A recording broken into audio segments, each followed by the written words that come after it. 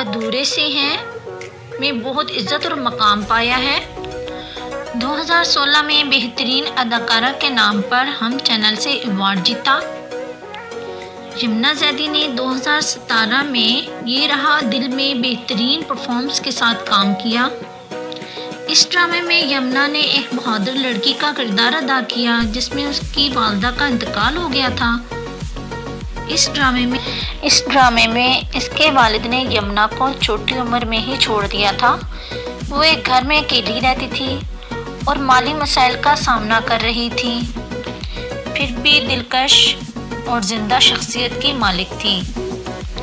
2018 میں اس ڈرامے میں کام اور نام بنانے پر ان کو ایوارڈ دیا گیا۔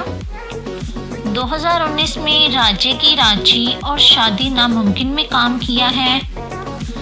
یمنا زیدی کا پسندیدہ کھانا بریانی اور پاستا ہے۔ پسندیدہ اداکار شاہ رخ خان ہے۔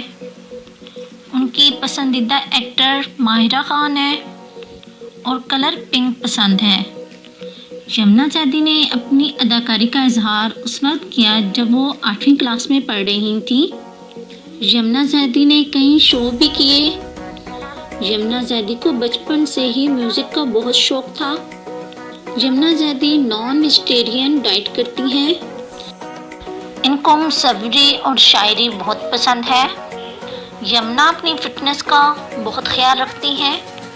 یمنا زیدی ایک مقبول سوشل سٹار ہے۔ اگر یمنا زیدی آپ کی فیوریٹ ایکٹر ہیں تو کمنٹ میں ضرور بتائیے گا۔ امید ہے یہ ویڈیو آپ کو پسند آئی ہو۔ ویڈیو کو لائک اور چینل کو سبسکرائب ضرور کیجیے گا۔ ملتے ہیں نیکسٹ ویڈیو میں۔ اللہ حافظ۔